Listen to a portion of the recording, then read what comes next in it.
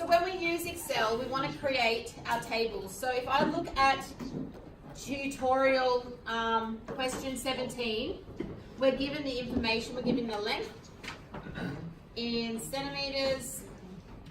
We are given a time for 50 swings in seconds.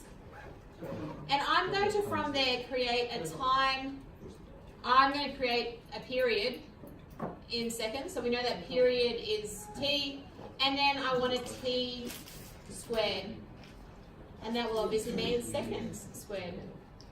And from that, the whole purpose is that I want to actually plot t squared versus L. So I'm going to type my data in. If you go to the top in between, you get this little shape here. If you double click on it, it opens it. Now I want to insert one there. So I'm going to say this is length, because remember in physics we always want to be working in meters. So now I type in my values 6, 12, 24, 36, 72. So when I want to make them into meters and convert, I press equals. Equals in Excel is a sign that tells Excel that you are about to put an equation in. Now I'm going to click on that box and divide it by 100, because that's how I'm converting from centimeters to meters, and I press enter. Now if I go back to this box and I make a little cross on the bottom there, and I click and I drag down, I should make this a bit, I'm just going to make the screen a bit bigger. Does that make it easier? Yeah. And I click down, I have the values automatically.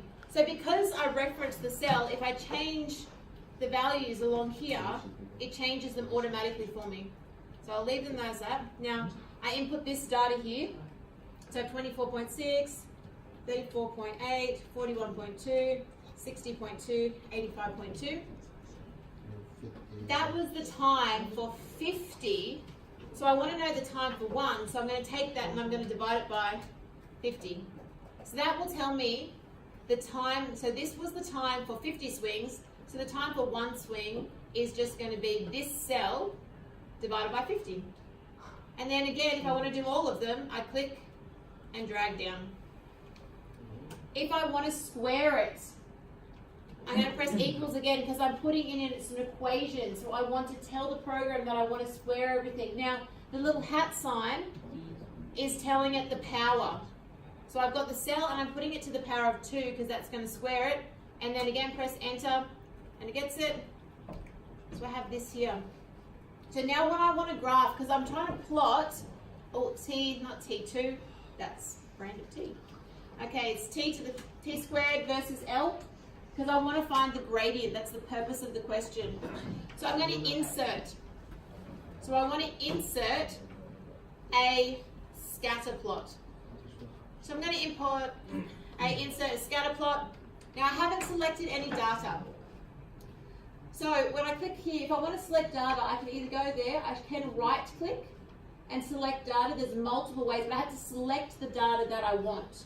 I select the data and I want to add, and see how it's got X values and Y values. This lets me put what I want on my Y axis and what I want on my X axis. So let's click Y, let's click Y, and I want to have T squared as my Y values. And there it goes, I just highlighted them, and in they go. Click on that one. My X, so what it's going to plot it against, I click on that, and I want meters, click there, click on that. I was taught at university many years ago, nearly 20 years ago now, that it's best to select your own data and not let it pre-fill, because this way you always get what you want on your axis and you never make a mistake. Series name, I can name it if I want. There's lots of different things I'll teach you before we get to our other thing. Versus L, doesn't really matter. Okay, and then I click OK, and there it is. Now, I have my data in there, and you can't just use 2 points and find a gradient, because as one of my university lecturers told me, 2 points don't make a trend. Okay, so you click on your data and you right click. There's many different ways to do it, and we just want to add a trend line. Now, we can add many different trend lines, and this is depending on the mathematical relationship, will depend on which one you want to add, but we are looking for a linear function, so we click on the linear, and we're looking for an equation. You can put an r squared value in if you want. I think I've typed something in wrong because mine's different to the other one, but that's alright. Okay, and then that's what we do. Okay? Now, when we are looking at, I can click out of this, when you are doing a graph to not just find the equation, but you're doing a graph for what you'll be doing for your experiments, you want to make sure that you add your axis titles, chart title, depending on, some people like grid lines, some people don't like grid lines. It's really, but you want to make sure you've got a title, a main title, and then axis title, because for the axis titles, we want to make sure we have T2, and we want to have the units, and then length in meters. Okay? And that's all you need to do. Thanks.